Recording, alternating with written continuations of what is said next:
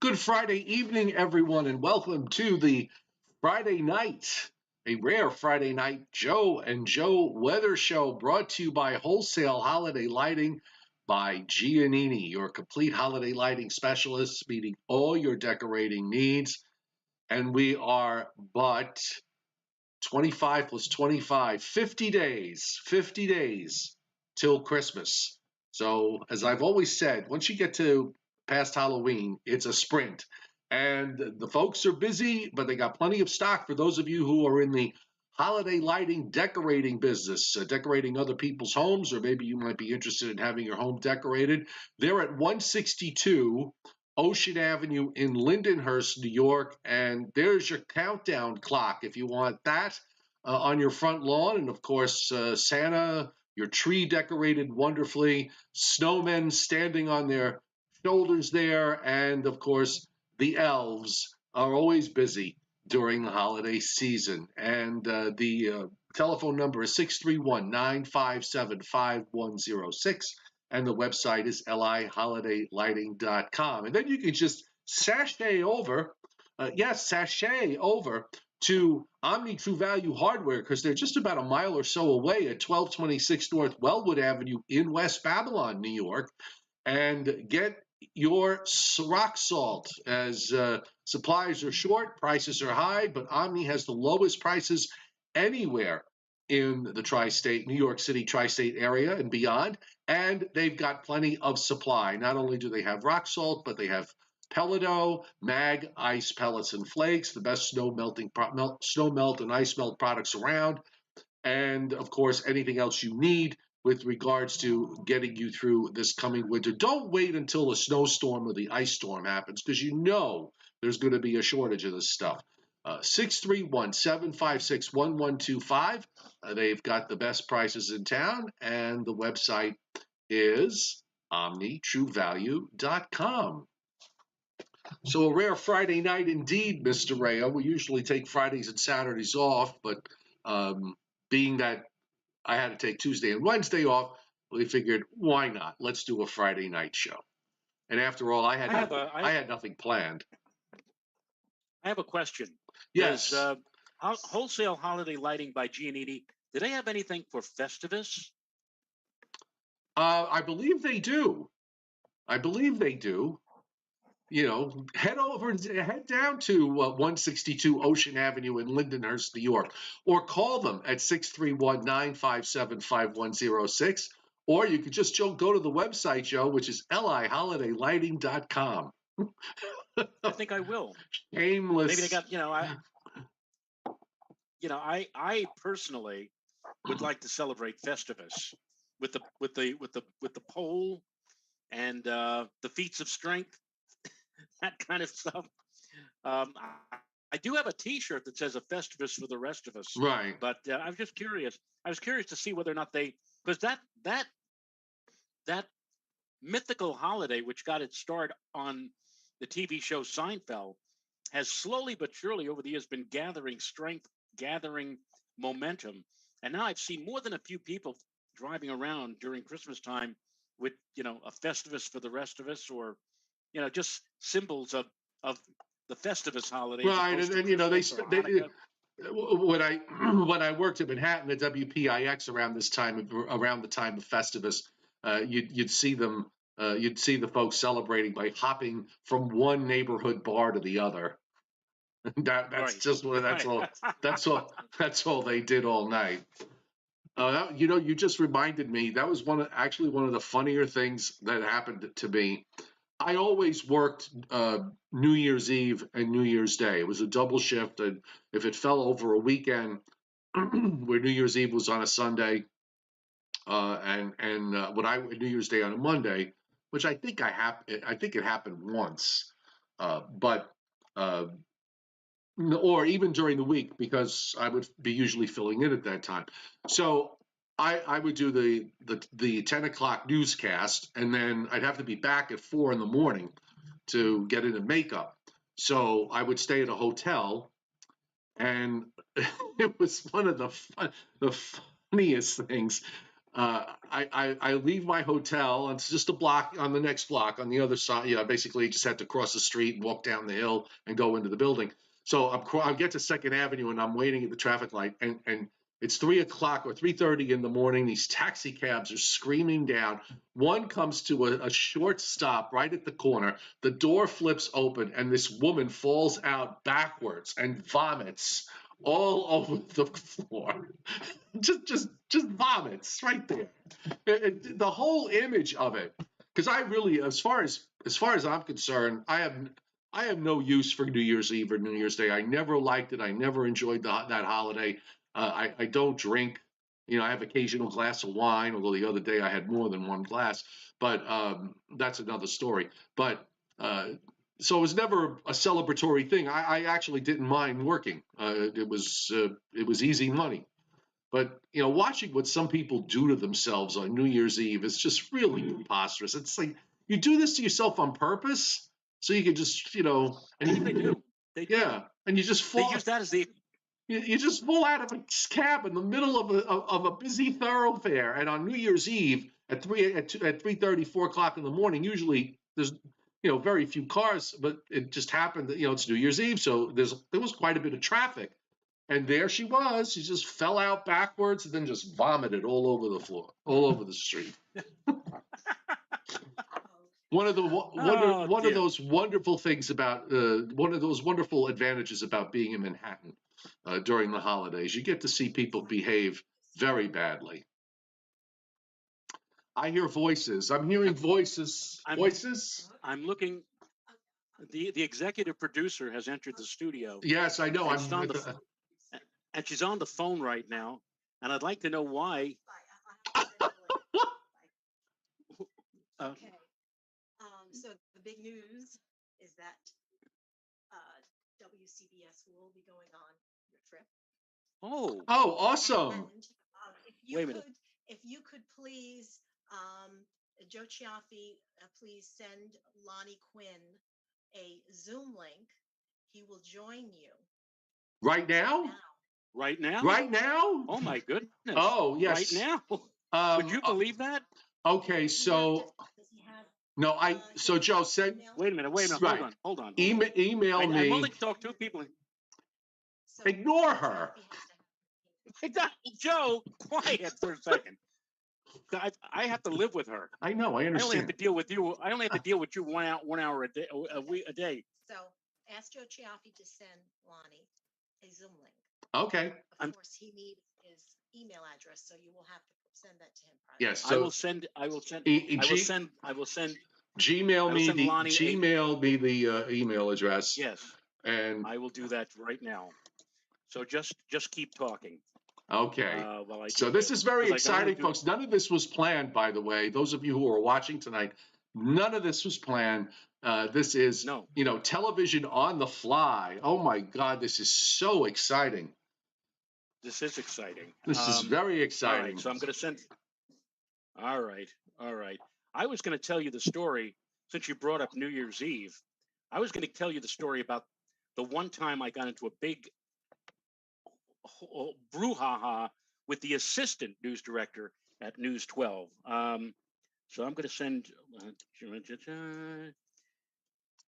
Obviously, I'm not going to tell anybody Joe Chiaffi's thing. Email. Well, mine's out there anyway, so. But All right, hang on. I guess he wants to tell the world about this, and I honestly thought, and really, and Joe, back me up on this.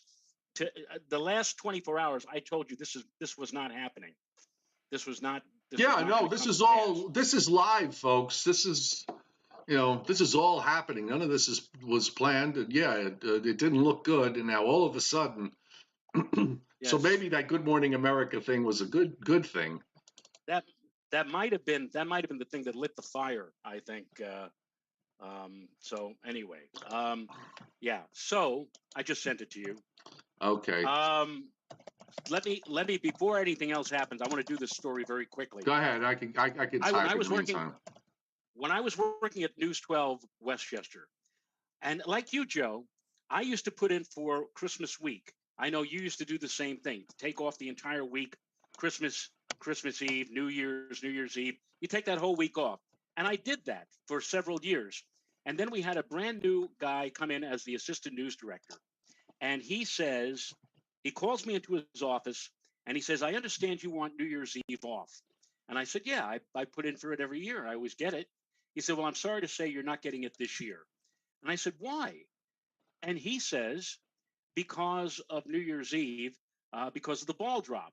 Now, all of a sudden, a surge of excitement goes through my body because I'm thinking that they're going to ask me to go down to Times Square and cover the ball drop for News 12, which by the way, was a secret ambition of mine. I always wanted to go down to Times Square. I watched Ben Grauer and Dick Clark and all the guys who did that over the years. And I always said, I'd love to be able to do that just once. Not figuring I'm going to Times Square. I said, you mean I'm going to Times Square? And he said, no, you're not going to Times Square. I'm talking about the ball drop in White Plains. In Westchester County, they do drop a ball in White Plains. A Spalding. I said, so you're telling me you want me to go to White Plains to cover the ball drop? He says, no, you're staying here in the studio. I said, well, Stan, if that be the case, why am I staying here on New Year's Eve if I'm not covering the ball drop live and in person? Right. He said, well, I had this great idea. He said, the great idea is this. We're going to have one of our reporters cover the ball drop, go down. It'll be midnight, people hugging and kissing and thing. And about 30 seconds after that happens, she is going to say, well, that's how we've rung in the new year. And now to give you the very first weather forecast for whatever the year it was, 2005 or whatever.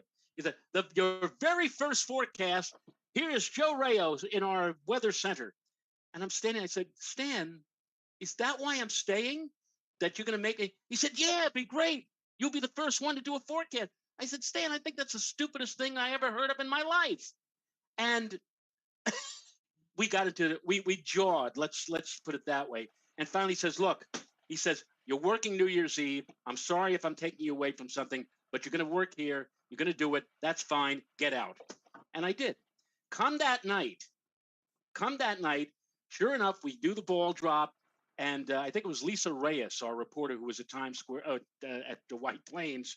The ball drops, all lang syne, people hugging, kissing, screaming, yay! And 30 seconds later, she says, all right, well, Happy New Year to you all. And now let's get your very first weather forecast of the new year. Here's meteorologist Joe Rao at the News 12 Weather Center.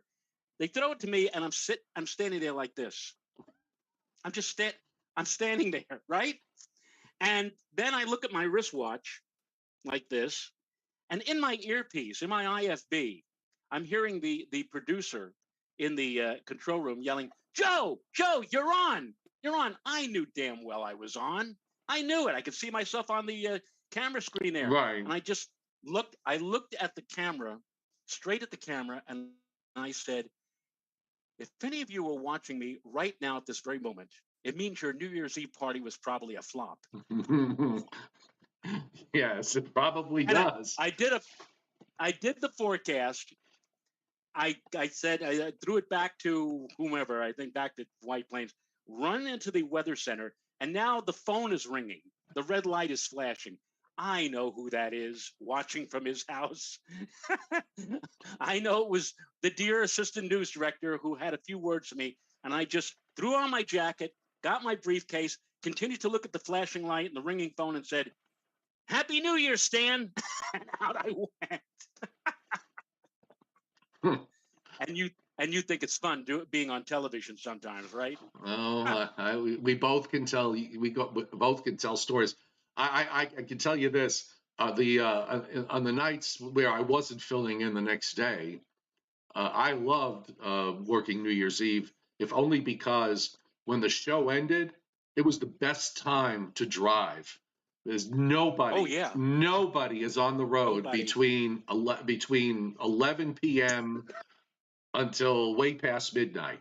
Because people would say to me, "Oh, it's New Year's Eve. You're going to be out with drunk drivers." Not at that time. It's the easiest drive ever. I used to get. I would get home and I'm not a speeder, but I would do between 65 and 70 all the way home. And I got, which technically is above the speed limit, but I'm friends with every Long Island cop, or was, or Right. still am. So I had 65 to 70, and I'd be home in like 50 minutes. It was the easiest drive. So Now, honestly, Joe, tell the truth now. How many times were you stopped by a cop who recognized you and said, "All right, Joe, go a little slower next time," and didn't give you a ticket? honestly, I have, Yeah. knock on wood, I have not gotten. The last speeding ticket I got was in September of 1989. Well, oh yeah, I'm trying to. No, September of '88. I was on my way into News 12 at 3:30 in the morning, and I got pulled over in Islandia for doing 71, 71 in a 55. And anyway, it was ridiculous. I was on my way to work, and but Islandia was known for stopping people. They would stop you at 56 doing, if you were at 56 doing a 55. The So funny, the funniest thing that ever happened to me, and it wasn't funny at the time to me. I'm driving to work. I'm on the Taconic Parkway, and then as I'm driving along, I'm in the left-hand lane, and I notice in my rear view mirror that there's a highway state trooper behind me. And of course, when you see that, you say, "I'm getting out of the way of this guy," and I shift over into the center lane. Well, as soon as I shifted over into the center lane, he shifted over into the center lane, and I said, "What the hell's going on here?" I didn't. I was very confused. Now it's coming to the exit for the Sawmill Parkway, and so I said, "Well, here's my exit." So I go over to the right lane, get ready to exit. As soon as I make the shift into the right lane to exit, on come the red lights, the strobes, and everything else, and I get pulled over. And the trooper comes up to me, and he says, "License and registration." And as he's saying this, he's looking. He's like surveying my car. I was driving my red Mercury minivan at the time, and he's looking and looking. I give him my cards, and he walks back, and then he comes back quickly, like 20 seconds later, gives it back to me, and he says, "Are you Joe Rao?" I said, "Yeah, I am. You saw my license or whatever like that." He says, "No, are you the guy on News 12?" I said, "Yeah, I am. I'm going to work right now." He said, "Son of a gun." He said, "How do you like that?" All of a sudden, at this moment, 3 or 4 other state troopers are coming, and they're all surrounding us now. And I said, "Officer, can I ask what's going on here?" Well, and he tells me that they had a bank robbery just like 15 or 20 minutes earlier. oh, I believe it was in Ossining or whatever. And the guy who was in the getaway car, the guy got away, was driving a red Mercury minivan. And obviously they're on the lookout for a red minivan. He sees me and he stops me. And the funny thing is now all these other guys are coming out of their cars, and he says, "Hey, come over here. Look who I just pulled over." Oh, look who you pulled over. You jumped in there, Lonnie. Oh my goodness, Lonnie, you jumped in there in the middle of his prison story. So you got to hear that. Wait a minute.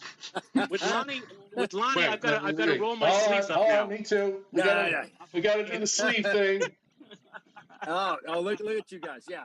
Mine are Velcro. They just sort of pull I it would off. think. But, guys, with a label, of course. Of course. Of course. But Joe, between the two Joes out there, I'm huge fans. I've been fans for a long time. And Thank you. This is a huge honor for me to jump on here with you guys. Listen, huge. I knew eventually they'd crack and let you come on the show. That's exactly. I somehow got through your executive producer Renata. I mean, somehow I got through. Oh, she's vicious. Isn't she vicious? I mean, she really. Well, look, I don't want to go with. Yeah, that's an aggressive word. Well, so Lonnie, I had just about before we went on the air tonight, I told Joe, I said, I don't think this is happening with CBS because I hadn't 11th heard hour. from you. I hadn't heard from you, and I hadn't heard from the folks over at the cruise line. And Yeah. At the same time this morning, my sister's calling me up and saying, "Turn on Good Morning America! Turn on Good Morning America! They're sending their chief meteorologist to Antarctica next week." I know. Well, I don't know if that was any part of the 11th hour thing, but literally, Joe, I called up and I had a great conversation with Renata, but I literally was just given like the touchdown sign about 20 minutes ago. All right, we got everything done. Wow. Now I've got to do that hellacious checklist of things to get through the Chilean government. Dear me. Well, you can call over the weekend and we'll talk you through it if you have any problems. Joe, I know I'm going to end up doing that because I know you guys sat down initially to do it and you struck out. Well, we struck out innumerable times, but each time we struck out, we made a list of, all right, let's not do this again. Let's not do that again. And finally, after about 2 hours, we finally went all the way straight through. For those of you who are wondering, in order to get into Chile, you have to go through a COVID checklist, a medical checklist or whatever. But the website is so arcane, and you could step into I call them rabbit holes. And each time we did, we had to stop and go all over and do it all over again. And one time, we got Lonnie as far as like 90% through. And I said, "Okay, here we go. We're going to finally finish this." Right. And stepped into another rabbit hole. And no. Yeah. Well, Joe, this is for me on this end. Sometimes you got to be careful about what you wish for, right? Because I think this is a trip of a lifetime, right? I really do. It's an experience of a lifetime. You're going to, the bottom of the earth that probably on the planet right now, I'm not talking about history, but on the planet right now, maybe 10,000 people in the population have been there, okay? It's not a big population that have gone to Antarctica. So it's pretty cool. But we're trying to get this thing here in line at CBS News. And, there's just a lot of red tape to go through, a lot. Well, once we finally got to the point that it looked like it was going to happen, which was just yesterday, Joe, every venue that you can imagine, I should say Joe and Joe. Every venue, that you can imagine at CBS has now jumped on board. I'm talking CBS Sunday Morning wants a piece. Nora O'Donnell wants a piece. The Saturday Morning Show wants a piece. Well, make sure you run for Nora. Get that piece on the network news. Got to have it. Well, and I listen, when I heard that Sunday Morning was interested, I mean, let's be real. My favorite show. Well, Joe. Yeah, I love that CBS, show. We have got, and I'm with you guys as well. The whole world does, but we've got the two biggies here. We've got 60 Minutes and we've got Sunday Morning. And when Sunday Morning wants to get something from you, that's pretty much like being called up from the minor leagues. Yeah. Well, the reason why it's very cool. Anytime you get to do something on a network level, it's very cool. Lonnie, the reason why on Sunday Morning we do our Joe and Joe show on Sunday, we call it Coffee with Joe and Joe. Originally, Joe had it scheduled for 10 o'clock in the morning, and I said, "No, we can't do it at 10 o'clock. Why can't you do it at 10? I said, "You're cutting into my viewing time. I always watch Sunday Morning. I have to watch my moment of nature at 10:30. Now, funny story about the moment of nature, Joe, because there was a time where the show made a little bit of a transition into more content and less moment of nature. Like they trimmed moment of nature down at one point to about 20 seconds. Right. The viewers did not go for it. They did not like it. They like to let that breathe. They want the length of that. And I agree. It gets you. It finishes up on like a Zen moment. I love it. Yeah, I always like some of the long, interesting pieces, and in a way, sometimes the piece when you say it is going to sound like a joke, but in reality, the stuff is quite fascinating. I'll give you an example because who would have known this? But I forgot, her face is right in front of me. I can't remember the correspondent's name because I'm going to be 63 and I can barely remember mine. But it was the American cheese competition. Okay. And it was up there in Wisconsin. And it was basically, it was people that were making their own cheeses, and they would go before judges, and So it was about 6 minutes long, and I was glued to it because, for one thing, I'm Italian. I love cheese. But I mean, this is what I always loved about the show, because they would do stories about stuff that you would never see anywhere else. And if you did see it as a kicker, it'd be like a minute 15 or whatever it is. But they would devote, 5-6 minutes. And they did a whole thing with the judges because they're eating so much cheese. It's like, well, how do you know? It's after a while, the stuff start tasting the same. And apparently, they drink half and half in between pieces of cheese that they're tasting to get the taste out of their mouth. It's like, oh God. And yet somehow nobody was as big as a house after eating all that cheese and cream. Wow. But my point is, it's those fascinating 5, 6, those fascinating stories that require a long period of time to really get into it, and that's what I've always liked about the show. There's not a whole lot of news, but a lot of detail. We're all on that. We're all on that same page. That's when I was in journalism school. That's long form reporting. We all want to do long form reporting because you really get into like what you love so much. The little the minutia. You get the subtleties of the story. It's great. I will dovetail off of that for a second, Joe, and tell you that I did a story a while back on not the international cheese competition, but you ready for this? The international ice cream competition. Oh, cool! And I happen to be a huge fan of ice cream. Oh, so am I. And get this. Have you ever made your own? Man, I used to make my own as a kid when all the cousins would get together. I'm part of this big family, and you'd spend your time with the crank and the rock salt and everything, and turning it that way. But listen to this: the international ice cream competition came down to one winner. Right, all these people, they're from Sweden, they're from Norway, they're from Switzerland, they're from the U.S., all over the place. Right, the winner for the best vanilla, and actually they won the best vanilla, and they won the best strawberry too. But the winner was in Connecticut. You got to try this ice cream sometime. It's called Arethusa, little small farm up there. They do these little just like a little.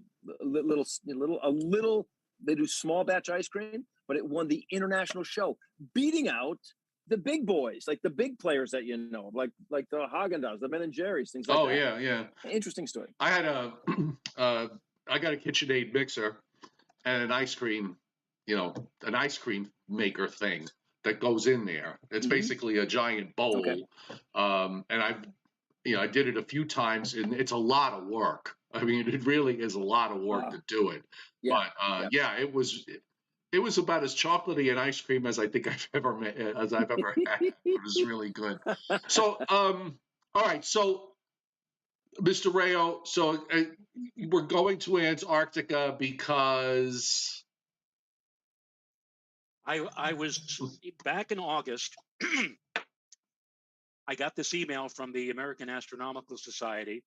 One of the people who I have known for many, many years is there. And he said, "Hey, what are you doing for the eclipse in December?" And I said, "What are you, crazy?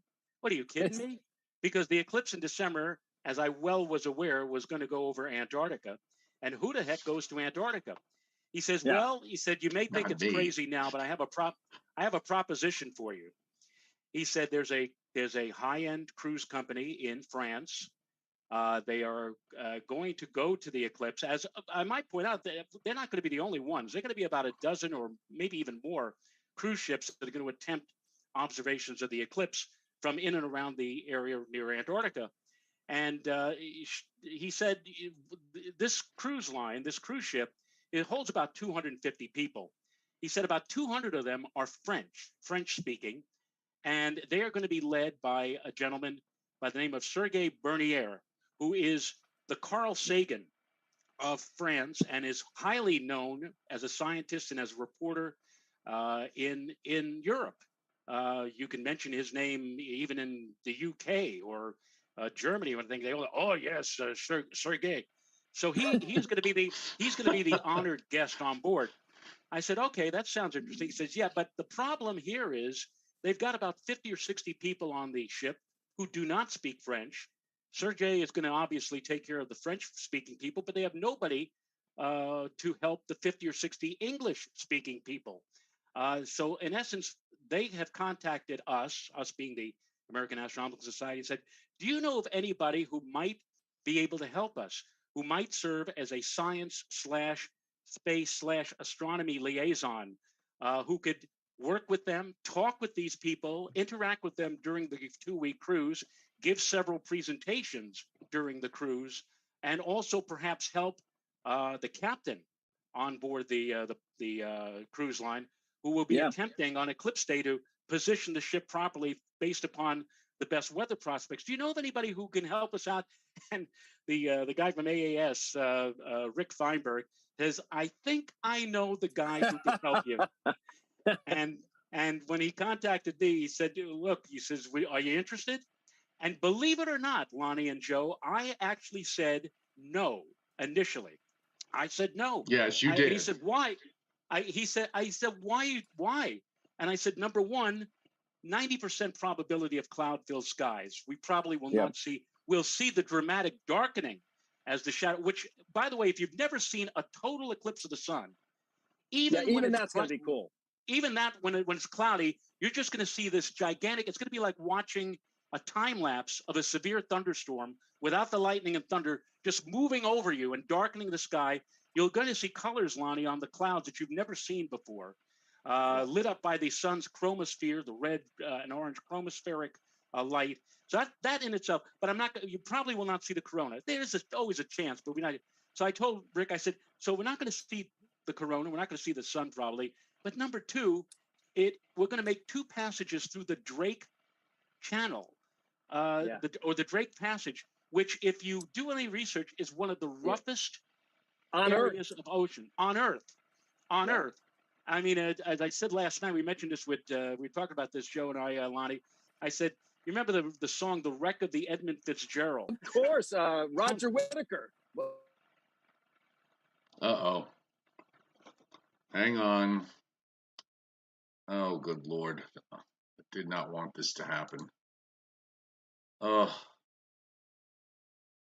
And Rick says to me, he says, "Look, I've been on several cruises down through the Drake Channel before."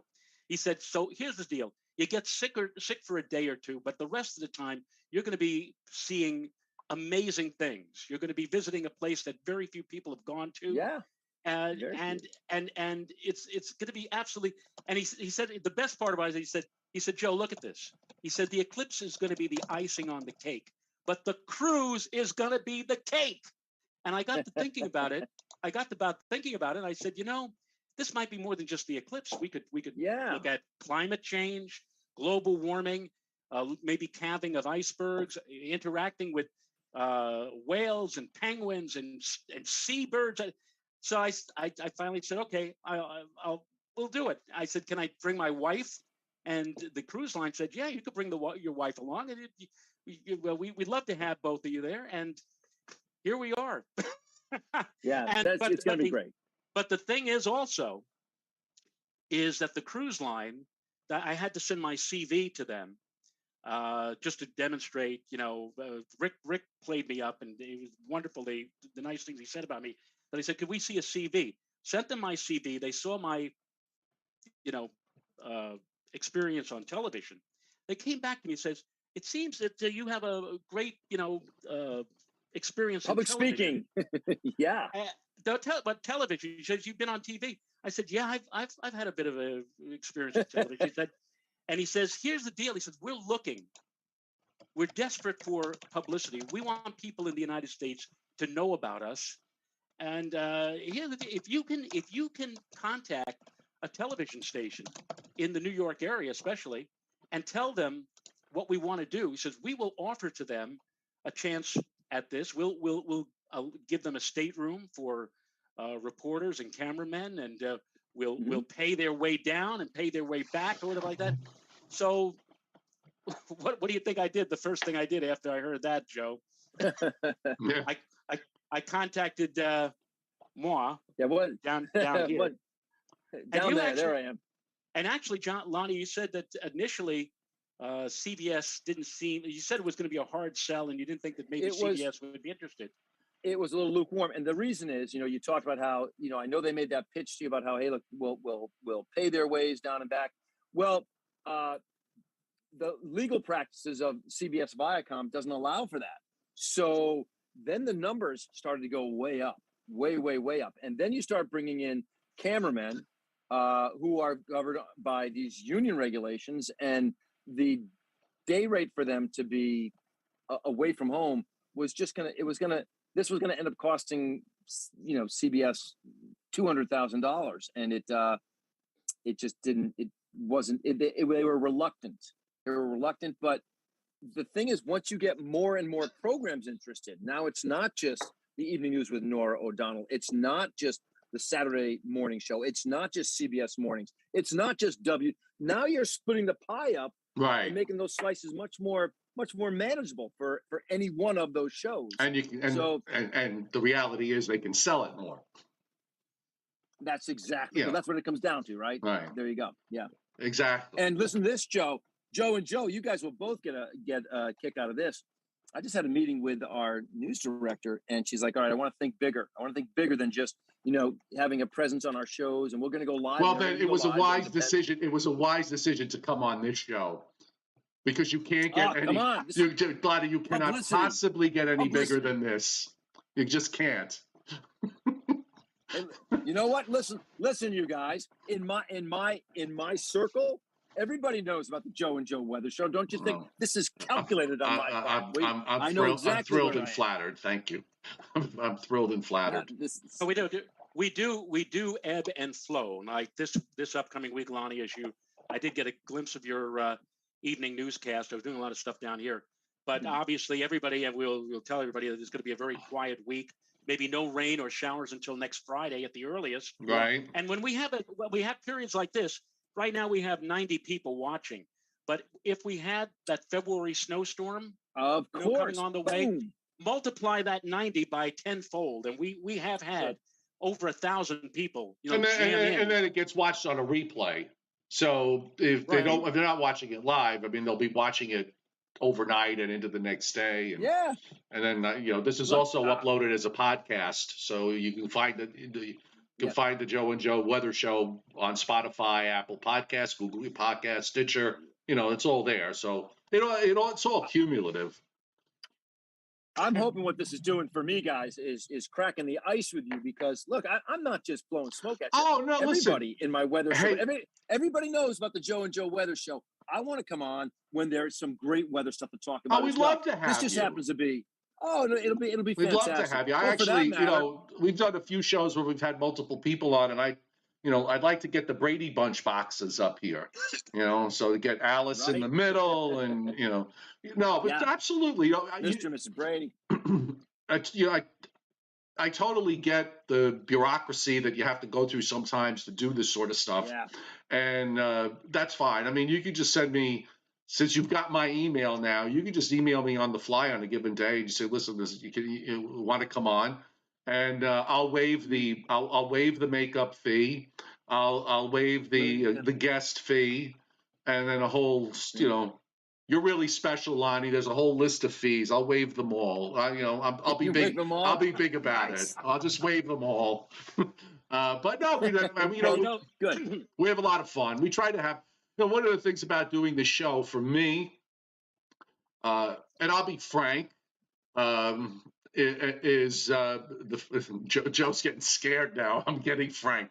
All right. But it's, it started out as it started out, I was doing it solo, brought Joe in, and it worked, from the get-go. But in terms of the broad perspective, we don't have producers screaming in our ears. We don't have somebody telling us what we can do, what we can't do, what we should say, what we shouldn't say. It's pretty much a free-for-all. No one is yelling rap. Okay. No one is yelling hard rap. Nor do we have to throw to a computer break. I mean, basically, we could do what we want. You have a standing invite. You'd like to come on anytime. The next big storm that comes along, you've got the time to jump on. That'd be great. Let me know if it's, let me know with a little time, because I'd love to, promo it, put it up, when I put up the posts on Facebook and everything else. Yeah, absolutely. Absolutely. Open invite, always there. Well, thank you guys very much. I don't know if you want to do a little tete-a-tete right now on the only really story that we had today, or that anybody's really got in the Northeast is this storm around the peninsula of Florida. Florida, yeah. Will it mess with the marathon Sunday? Will it be close at the shore? And you look at that high pressure that's just sort of building over the Tennessee Valley that gives us this beautiful day today, and it looks like it's going to be strong enough to muscle it out. And I took any raindrops I had off of my forecast. Yeah, no, Sunday, I didn't have them in. It ain't except for high clouds. It should be fine. Yep. I'm actually I don't know if you realize this, but right now I'm actually in my cabin in the North Georgia mountains. And are you really? Yes. Are you like around Helen? Where actually, Helen, I'm not that far from Helen. I'm in Blairsville. Okay. Helen's not that far from me. I'm about, I don't know if you know Blue Ridge, which is the big tourist area. I'm about I do know it's right. Yeah, I'm about 25 minutes north of Blue Ridge. I'm 2,200. Wasn't Helen Andy Taylor's girlfriend? Yes. Mayberry? He married her. Yeah. Well, I always tell Joe, I did have to go to Pixley today, Joe. I had to go to Pixley again because I needed, there was some fresh cattle that I needed, and fresh cattle. And it took care of it. Yeah. But I'm actually 2,200 feet up, and it does snow here. In fact, if you remember back Christmas Eve last year when it was 70 degrees and thunderstorms, they had about half a foot of snow here that night. And Christmas morning, they woke up with a beautiful, half a foot plus of snow, white Christmas everywhere. Everybody said it was like a picture post, totally like a picture postcard. So I'm hoping to see. I would like to see at least one snowfall while I'm here during the winter months. I come back and forth from time to time. Well, I actually moved. He's living there. I'm living here. I'm actually living here now. I come back and forth from time to time because my mom is still up in Scarsdale. So I do make trips. Me and my dog JJ, who does what he does every time we have the show, is that he jumps on the bed and goes to sleep. And hopefully that's not what the audience is doing. But no matter. I got a nice cabin in the woods, and life is good here. Life is very good here. Stressless. Yeah, I know that area very well. I used to drive the Blue Ridge Parkway from Charlottesville, Virginia, going to Atlanta, and I always took that route because you're going through High Point, North Carolina. Oh, it's gorgeous! Just a really beautiful drive. It's just gorgeous. Yeah. The mountains here. Yeah. I have Brasstown Bald, which is the highest peak in Georgia, like 20 minutes from me. It's over. I think it's over 6,000 feet, and I've got up a couple of the other local mountains, Mountain Bell, I think, if I remember correctly. And that's about 3,300 feet. And as you're driving up, I mean, you're almost vertical in your vehicle. I mean, you literally, the angle is like, it's crazy. Plus, it's a one-lane road, but it's actually a two-way one-lane road. So when the truck is coming at you in the other direction, you basically have to hang your vehicle half off the side of the cliff there. Okay, so it's very it ain't easy. But the view from up there, the views, and as you drive up, there are signs that warn about the fact that in the wintertime, snow and ice accumulate very rapidly as you start to gain even more elevation. But it is beautiful. Well, yeah, and it's interesting, Joe. That snow and ice that accumulates very rapidly. When you make that drive during the spring, which I've also done, you've got all these waterfalls that are like just spilling right by the side of the road as you're driving along. Yeah. It's not what people think. I mean, Joe and I, we were basically having a contest to see who was going to get down to 40 first and who would get down to 32 first. And I actually did it. I mean, I did it here before he did it. And this past summer where I am, I never got to 90 degrees once.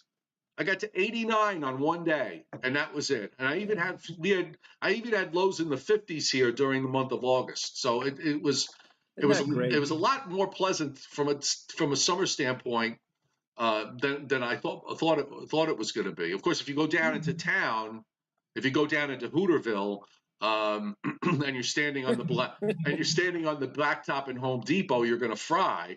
But You know, you just I'm literally on the side of a mountain, so it's really very nice. By the way, I meant to ask you because it's coming up on 8:17 and we have no time limit. So let me know, you know, if you've got stuff to do. You're right. You know, you lose track of time on this show. I can say, but you know what? It's just such a great little flow of a conversation. I will say, yeah, we do a live 9 o'clock. Okay, so you know what? Show on CBSN. Let them know you're here and that they need to move it to 9:30. It's that simple. Oh, okay, yeah. Let's just give me a second. Serious, hey guys, right? You know, I'm with Joe and Joe on the weather show. All things seriously, Lonnie. Your colleague, your weather producer there is, and you make reference to him sometimes on the air, is Giorgio, and Giorgio actually went to school with a person that we used to work with over at Verizon FiOS News, and you actually had as an intern Addison Green. I know Addison very, very well. I helped Addison get his first position on air. Addison became a dear friend, and I worked with them because look, a lot of times you guys know with what we do for a living, if you've got the clearest message in your mind that you want to get across to the viewers about what's going to happen weather-wise, if you do not tell that story in an appropriate way and the message gets lost, what good is it? And Addison just had to fine-tune that and has become a real successful meteorologist. And I couldn't be more proud of him. Just got engaged. Yes, he did. Joe? He just got engaged. Yes. I used to bust. Yeah, I used to love bust. I would always bust Addison's. I don't know why they did this. I really don't. But for some reason, especially during the wintertime, and then Joe discovered it when he came on board at FiOS. But for some reason, when it came to wintertime and when it came down to like putting out a snowfall forecast map, so they would wait for me to come in at 2 o'clock in the afternoon. And I'm like, why are you waiting for me? I don't even have to pass judgment on what your forecasts are. You know, you do what you think is best. But of course, being me, I have to turn it into a comical event. And Addison will tell you, I would go up to him and Addison would show me the map. And I say, you know, Addison, that map is perfect. Now here's what you need to change. You know, hey, listen. I can only imagine being an intern or a newbie under Joe Cioffi or Joe Rao, me? And that's I'm saying I'm saying is man, that'd be pretty daunting for any young person. Well, I will tell you this. I will say, first of all, I don't know if you know, but you probably don't. But my first TV job was at WCBS TV back in 1979 when I had. They had a intern / I guess assistant producer, whatever it was for weather, and I was working with Alan Casper at the time. Was that okay? That was with Alan Casper, and then somebody else came in after that. So we'll talk privately one day. So anyway. So I got my start there. I think I know where this is going. Yeah, but we'll go with it off camera one day, because you know what? I'm not one to gossip unless it's to save a soul or a conversation, and let's leave it there. Fair enough. But there you go. For me, and I guess if you were to talk to, I would hope if you talk to the people that, interns that I had over the years, students or whatever, I always found it, for me, it was my way of giving back. And that was very important to me. And I had a very uneven career, in television for a whole host of reasons, which we could get into one day over a bottle of scotch. So you're buying. So there you go. Fair enough. But I've always that was really important to me, and I always got a thrill over the fact that a number of people that I helped over the years wound up at very good jobs and doing very well, and that's bottom line for me is that. The rest of it it's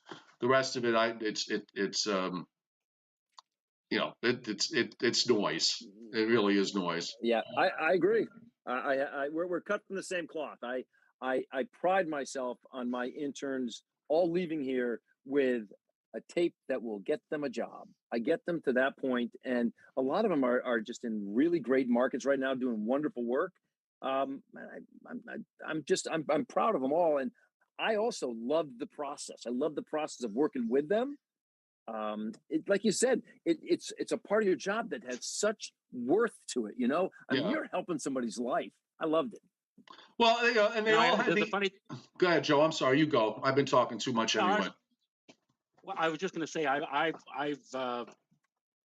done at News 12 a lot of stuff, and in some cases I did news reports, news packages, weather packages, and I almost sweated blood and spent so much time on putting these things together. I got nominated 8 times for an Emmy, never did get a statue.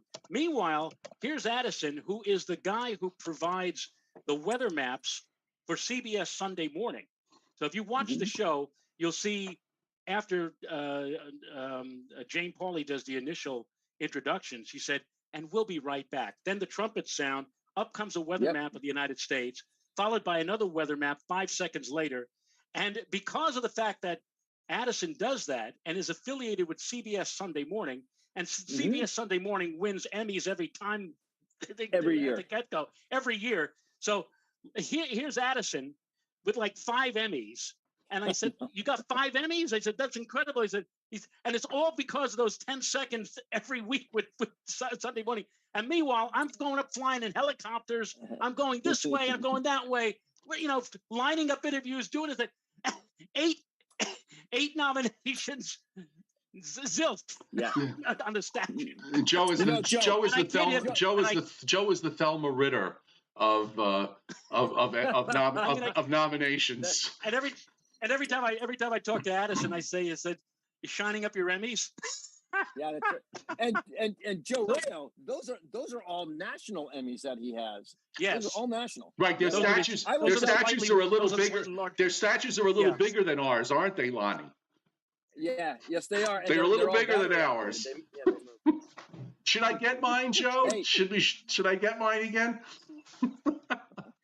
No, honestly, and Lonnie, I not to cut in to your territory, because I think the stuff that you're going to do on this trip certainly may be worthy of maybe national Emmy competition. But listen, I said to Joe last night, if we could figure out a way to get a connection between down there and up here, we'll do Joe and Joe maybe a couple of times from Antarctica, and then maybe we'll use that to submit that for next year. Well, I'm just going to tell you, somebody's going to have to do a little camera work with their phone while they're down there in order to get some nice shots. I'm just kind of warning you, Joe. You're not, technology is, you have the technology thing. So we'll have to make sure you're okay with your iPhone. You know how to turn it on and all the rest of it. So just want to. Just want to make sure. Yeah. Okay. Joe for the longest time had a flip phone rotary phone. One of the only ones in existence. A flip phone rotary. Yes. I have a picture of it. They made those. Oh yeah. That's good. Hey, you know what Joe Rao put together that I think to this day is one of the sort of the greatest feats of TV as far as telling a weather story. He got Alaska Airlines to alter its route in order to fly basically right through the eclipse. And that shot, this is Joe Rao, this is before you and I became really good friends. But I saw that shot, and I think I want to give a shout out to ABC. Was it ABC that carried it, Joe? I remember seeing it on national. ABC, Good Morning America. Is that what? Okay. Was there met us at the airport? But they also had their affiliate, the ABC affiliate, was on board. The funny thing about that was that the affiliate was in Seattle, Washington, and they got wind of what we were going to do with the aircraft and diverted into the eclipse track, and they contacted Alaska Airlines, whose corporate offices are also in Seattle. And this was the day before the flight, and they said, "We would like to put a camera crew on board with a reporter to cover this flight and to cover the story." And at first, Alaska Airlines said, "Oh, darn it. The flight is totally booked. Every seat has been taken." And that's when the ABC affiliate said, "Oh, well, okay, that's it." And that's when the Alaska Airlines said, "But wait a minute, we can get a bigger plane." And lo and behold, they got a bigger plane with much cleaner windows, and it was amazing. It was absolutely amazing. Joe, and some of the, yeah, no, because I remember seeing the again. This is before you and I became friends, but I knew of you as the guy who was jumping up and down on the Alaska Airlines flight when you went into totality, right? And I'm thinking to myself, now that I know that you and I become friends, you're the guy behind it. I'm like, how does a local meteorologist in the Northeast get a huge airlines to change their flight paths, which has a lot to do with burning of jet fuel, which is expensive as all get out? How do you go about doing that's a mammoth task to undertake? How do you make that happen? You make yourself a pest. No, the thing is that particular eclipse in 2016 was going to be visible primarily in Indonesia. And I know a lot of people who were not happy with the fact that they had to get out their passports, get special shots to go to Indonesia. And then all of a sudden I come up with a plan where you don't have to go to Indonesia. You don't even have to use your passport. What we did was we flew from New York, Renata and I, we flew from New York up to Seattle and then up to Anchorage, Alaska. We got on board this Anchorage, Alaska to Hawaii flight. And then as we were heading south toward Honolulu, we just made some, little diversions here and there, little changes in the flight plan. And that placed us, we also had to, this was the stumbling block initially. I told Alaska Airlines, in order to do this, you have to delay the flight by 30 minutes. And one or two guys at Alaska Airlines didn't like that. They said, we already sold tickets telling them they was going to leave at 1:30, and said, now you're telling us to delay it on purpose for 2:00. And I told them, I said, look, delay it till 2:00. These people, even if they complain, they're going to have an epiphany when they see what's outside the window at the moment of total eclipse. And a lot of people, they when we came down, a lot of people were thanking. Joe, can I get a quick question to you that I've been dying to know this? For the passengers on that plane, okay? So they're making a special trip to give people this unbelievable view of a solar eclipse from the air, right? Did you have people on that flight who didn't know that was going to be part of their flight? Everyone. Who were just heading to Honolulu? No, Lonnie, everybody was gathered at the gate. And a lot of these people, like, remember, this is Anchorage, Alaska, and a lot of these young people. This was kind of like on spring break. They were getting ready to go to Honolulu and spend a week there, just to get out into the sun and the warm weather and everything. Nobody, except for about a dozen other people, a dozen of my eclipse chasing buddies. I said, hey, guess what? Guess what I coerced Alaska Airlines to do? Oh my God, you did that? And immediately they bought tickets to be on that flight. But most of the other 150, 160 people on that flight had no clue that there was going to be. And Captain Hal Anderson stepped up to the podium at the gate, and he said, ladies and gentlemen, I'm going to be your captain on this flight. I'm Captain Anderson. Normally when a captain speaks to you before the flight gets off the ground, it's usually bad news. He said, but this is going to be good news. And to tell you what the good news is about, I'd like to present to you. And he handed the microphone over to me, and I said, other airlines just offer you an in-flight movie.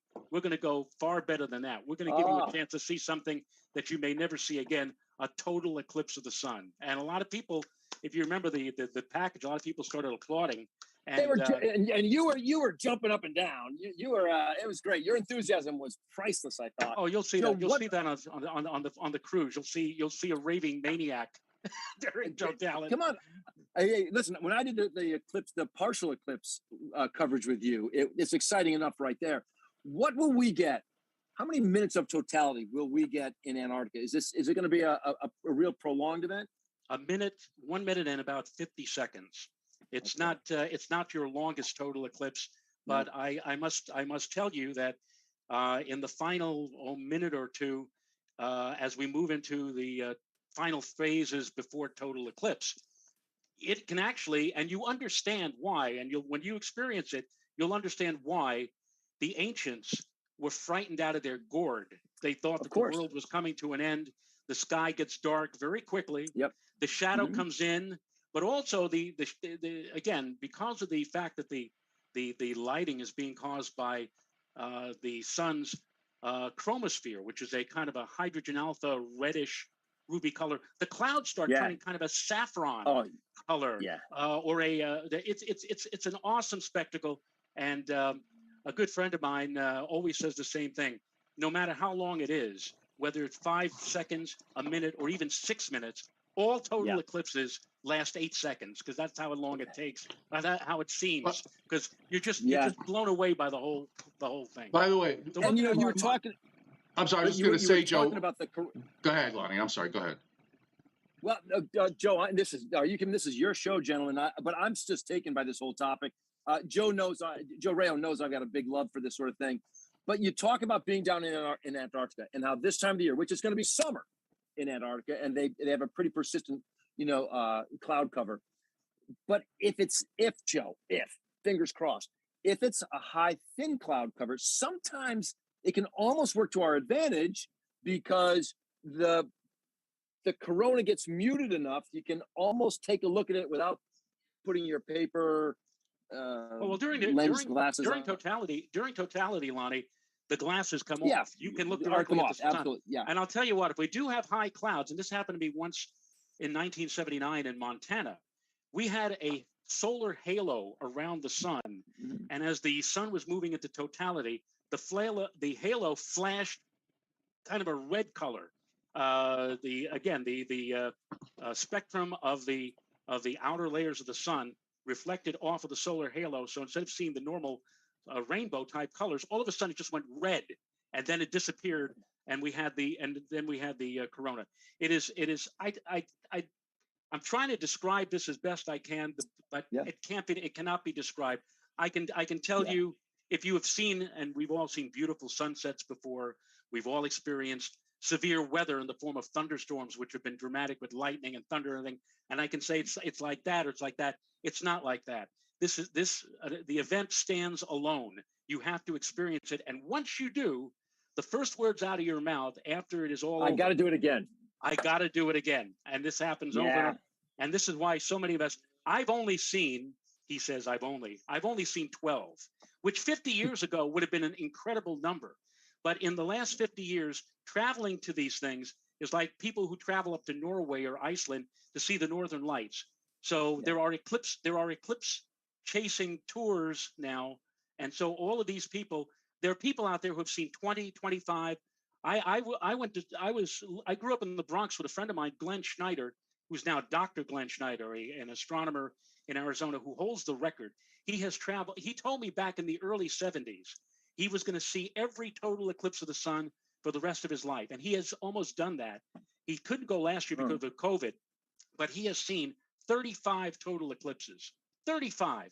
He is in the Guinness Book of Records now. He has spent more time in the shadow of the moon than anybody living on the earth. And I'm proud to say I knew this guy when we were both teenagers. Right. And we actually led a couple of we went to Colombia, South America. 2 kids, 21 and 22. And we led a tour to South America to see a total eclipse of the sun. It turned out to be a total disaster because, we didn't know the language and we ran into a lot of problems. But I mean, like from those beginnings, here we are now, all these years later, as eclipse chasers. Joe, well, I was going to say before, and Timothy Veltman mentioned this on the chat board. Maybe you'll get lucky. There'll be a nice, decent solar flare, and you wind up seeing maybe an aurora australis. No, Joe. Believe it or not, unless we're extremely lucky during totality and have clear weather. Otherwise, more often.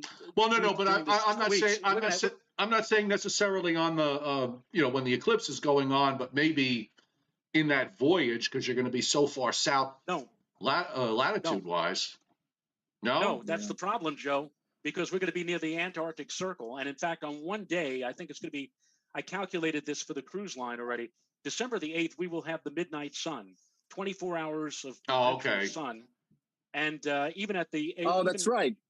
We're going to have we're going to have at the very least, we're going to have like 16 or 17 hours of daylight. And even when the sun goes below the horizon, it's never going to get fully dark. There's always going to be a bit of twilight. It's so not this time, not this go around. Even in the passage before you get to the Antarctic Circle. Oh yeah, well, we're going to be leaving from a place in Chile at the very bottom of South America called Punta Arenas, and from Punta Arenas, the sun is up for about 16 hours, and it never gets totally dark there. Okay, either.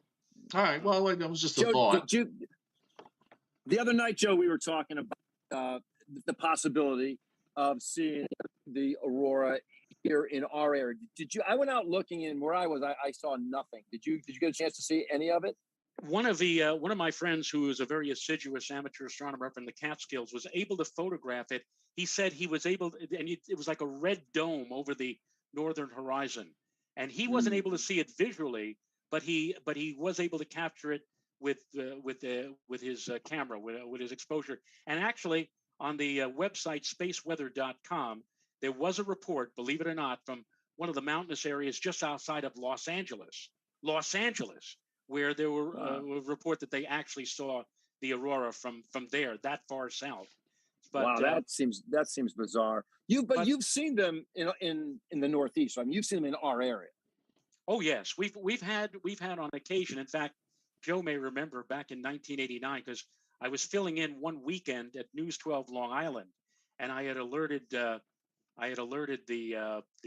viewers that there's a chance that on Sunday night, this was in March of 1979, we might see the aurora borealis, because there was a huge flare much larger than normal.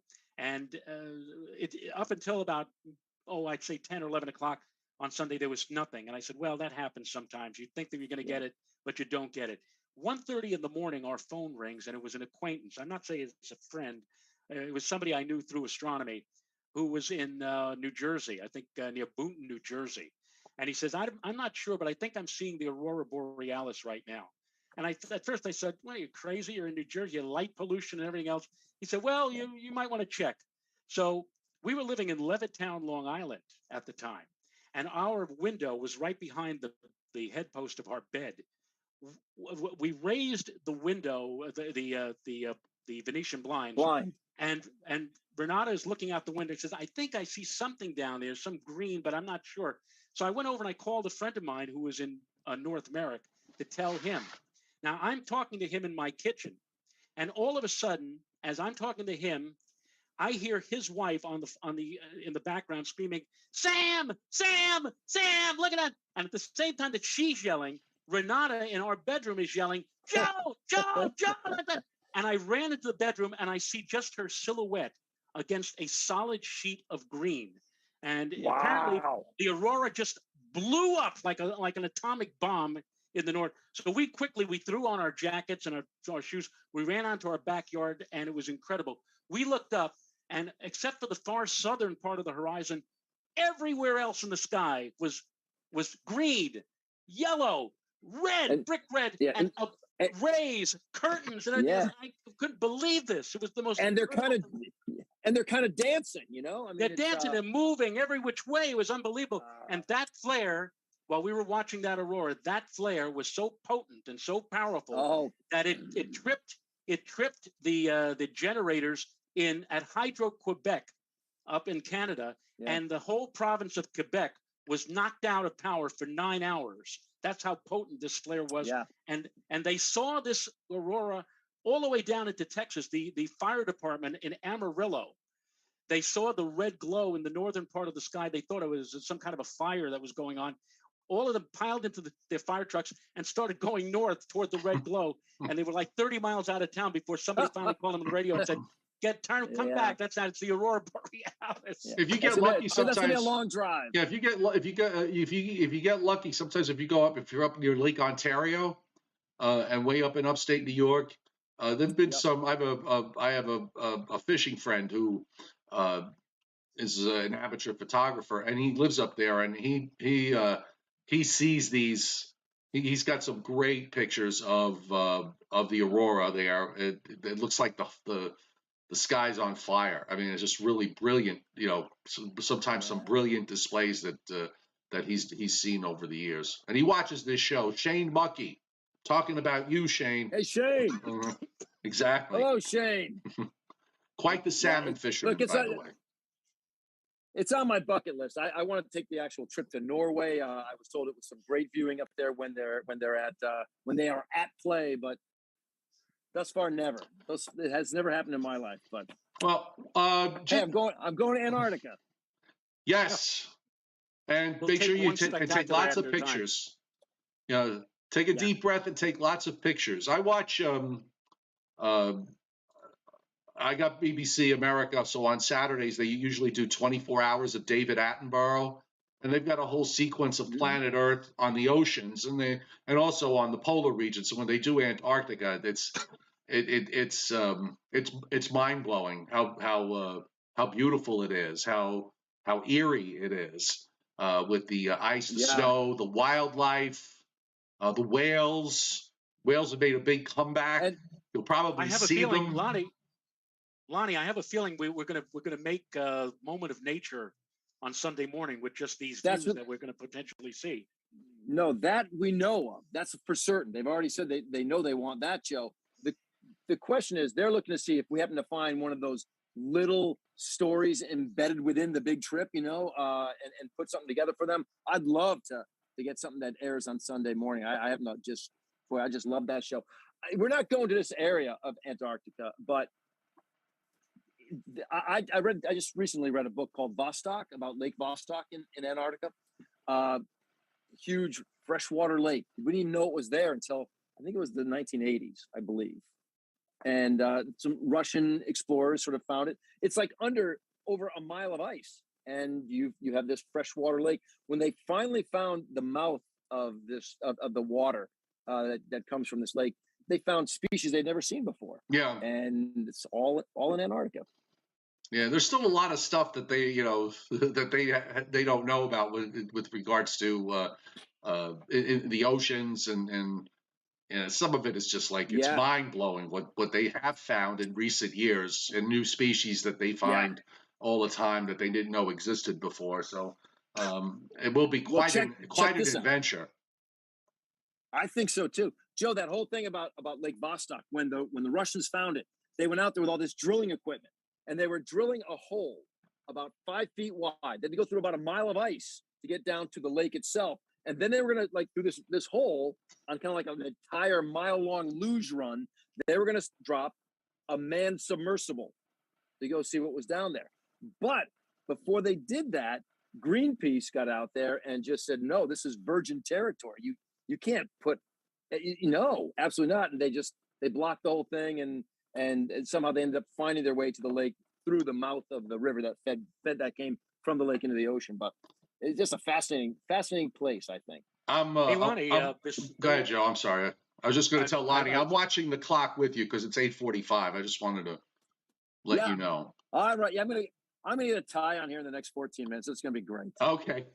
I got to. Lonnie, I just want to say one thing. Lonnie, are you still bringing Nate along with you, or? Well, listen. If we can get it, all comes down right now, Joe. Look, we've got the approval. Everything's good to go. Here we go. It's the Joe and Joe Weather Show. Hey, Joe. Look at this. Hi. Here we go. Well, so here's the deal. Who is that? Here's the deal. We have been given approval.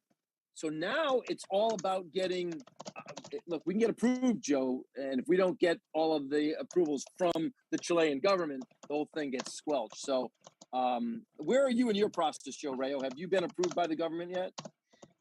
It's a 2-week process, Lonnie. We finally got all the paperwork in to Chile last Monday, I believe.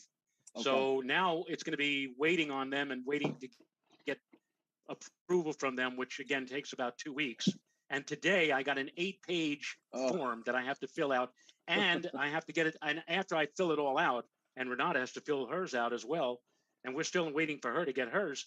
We have to go to our doctor, our physician, have him stamp it or sign it or whatever, and then I have to send it back to the cruise line, to Ponnet. It's a pain in the it's a pain in the tuchus, but hopefully it'll all work out, and hopefully it'll all be worth it when this all comes to pass. So, Lonnie, a few people are curious. on the chat board tonight, so I'm going to just ask in general.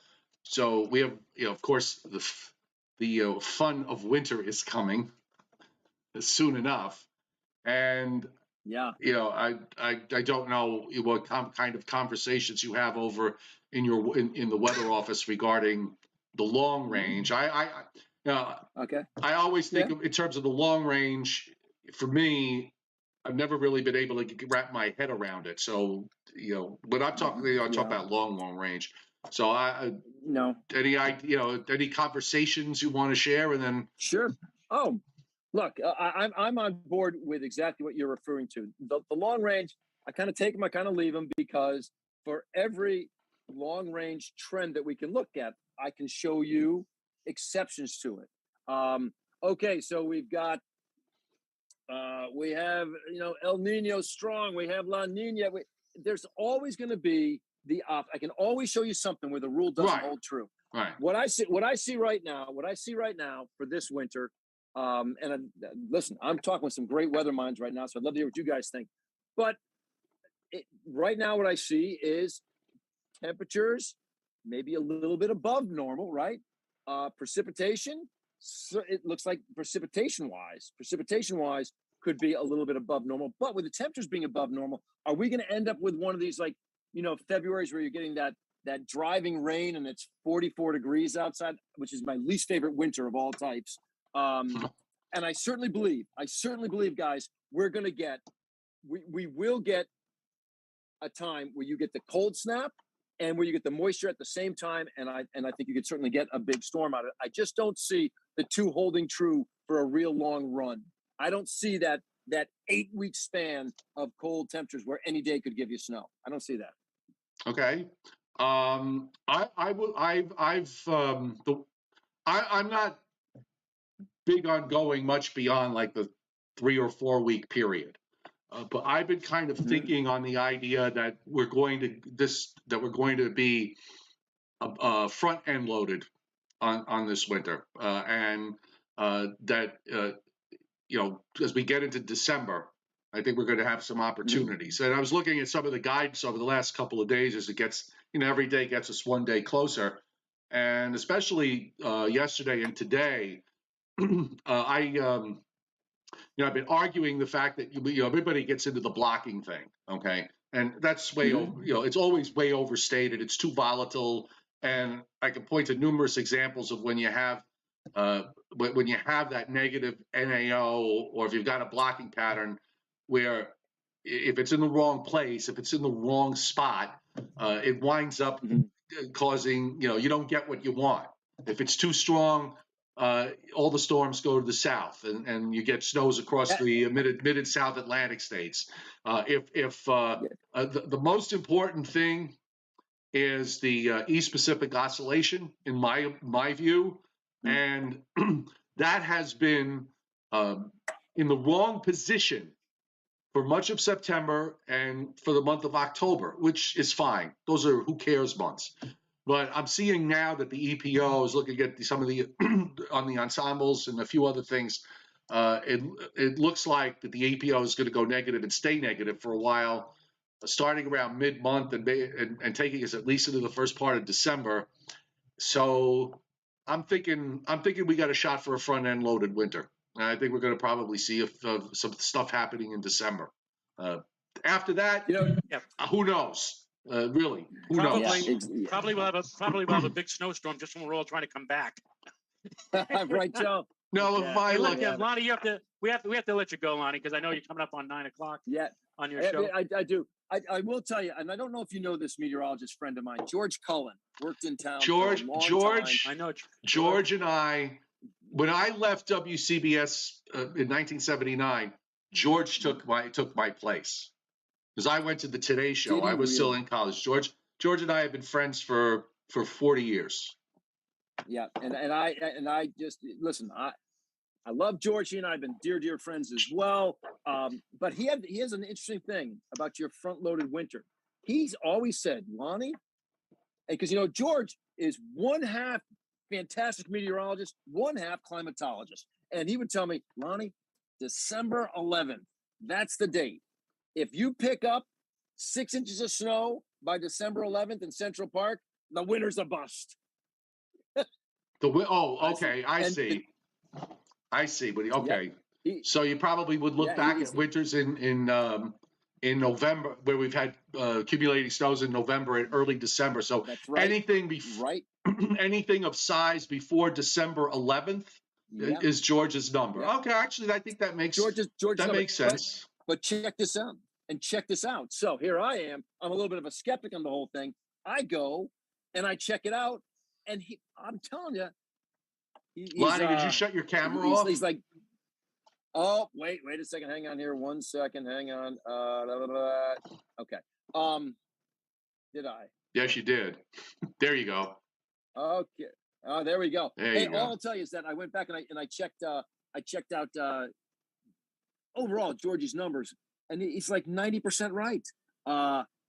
He's a guy that I'll tell you, I come up with my forecasts. I used to talk with George because I was working local, he was working network, and I put my forecast together and I go talk to Georgie. And if he was on a different page, I'm telling you, 9 out of 10 times I'd rethink. I'm going. Well, George and I, that much respect. George and I are both degenerate horse racing fans. So no, we met up at the Breeders' Cup. I forgot what year it was. It was at Monmouth Park. It was probably back sometime in the early 2000s, I think. And we had a lot of fun. George is a good guy. I haven't talked to him in a long time. Gentlemen, you know that I love you both, but I got to get this tie and get my suit on. Get your tie on. Don't tie the knot too tight, okay? And roll your sleeves. Roll your sleeves back down. Yeah, I got to bring this. And Lonnie, anytime you want, just shoot me in. When you want to come on, just let me know, okay? I would love it, guys. Hey, kudos to you both. Thank you for being here. I'll talk to you later. Thank you for being here. You bet you guys. We'll see you now. You bet you guys. Okay. Bye.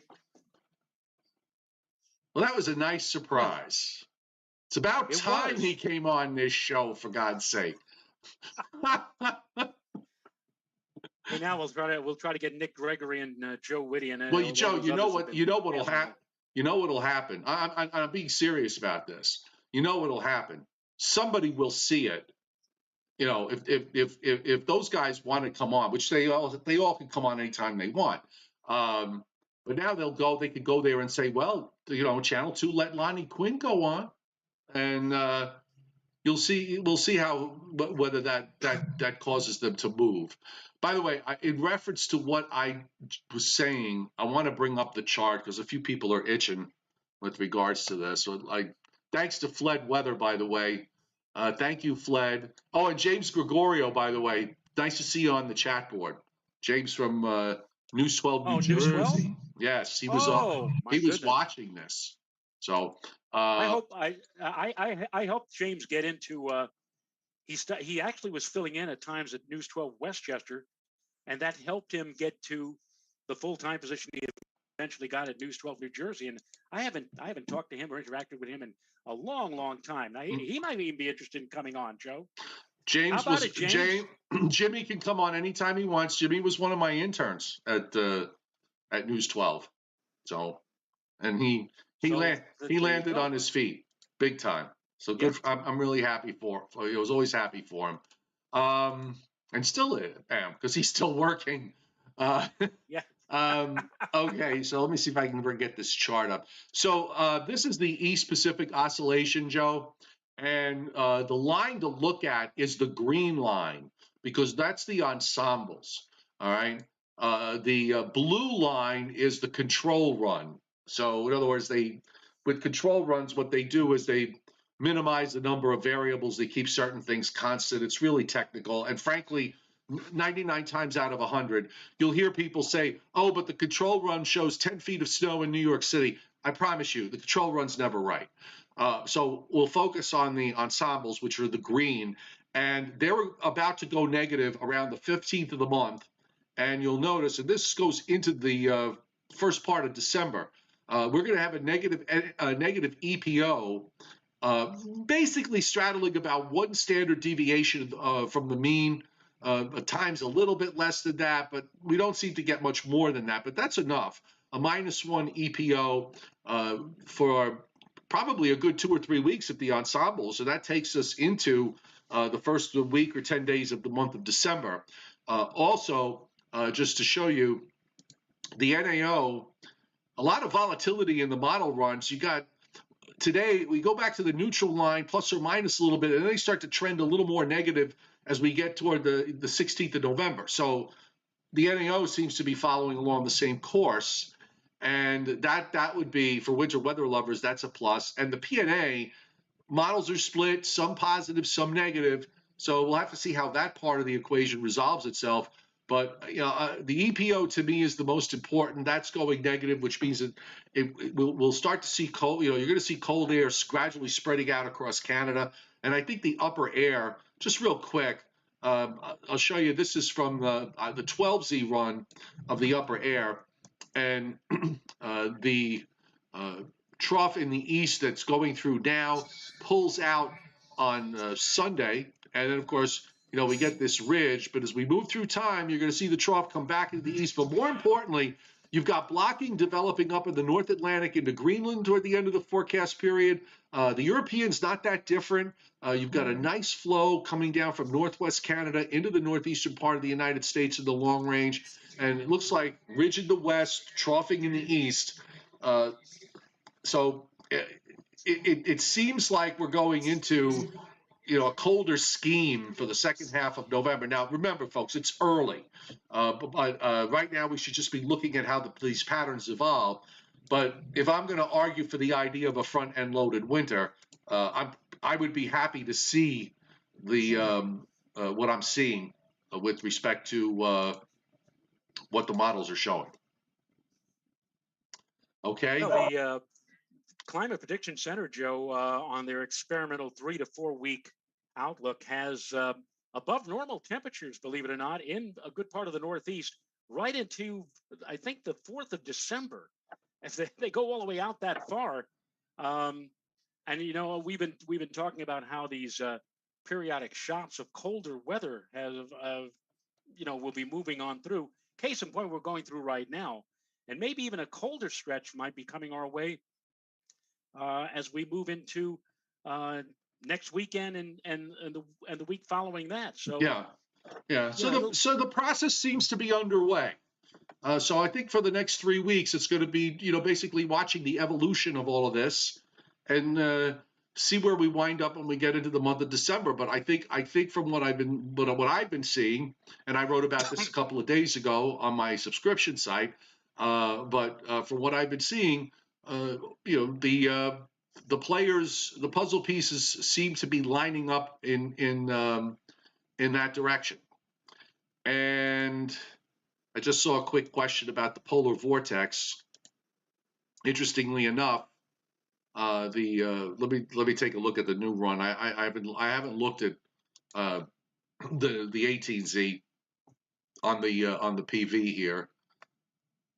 I mean, it does look like it has been doing it. It actually looks like it may strengthen a little bit, but it's still kind of stretched from Siberia on one side into North America, with a center in northern Greenland, northernmost Canada. And it's hard to tell. Then it actually weakens a bit. Let me see. Is that weakening? Yeah, that's kind of funny, Joe. The polar vortex sort of strengthens a little bit, and then it weakens as it moves to the east shores of Greenland. It's a very weak-looking polar vortex as we get toward the toward around November, November 20th, 21st.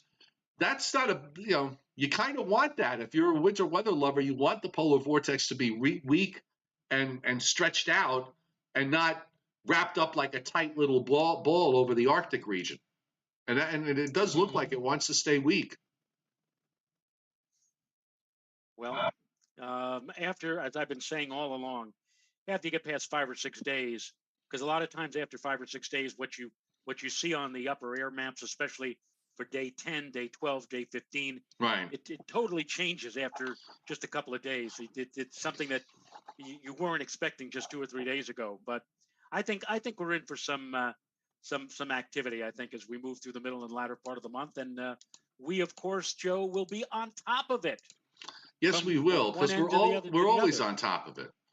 And of course, the Joe and Joe Weather Show. And thanks to Lonnie Quinn for joining us tonight. The Joe and Joe Weather Show brought to you by Omni True Value Hardware at 1226 North Wellwood Avenue in West Babylon, New York. 631-756-1125 is the telephone number. And the website is omnitruevalue.com. Wholesale holiday lighting by Giannini, your complete holiday lighting specialist, meeting all your decorating needs at 162 Ocean Avenue in Lindenhurst, New York. And their number is 631-957-5106. And the website is liholidaylighting.com.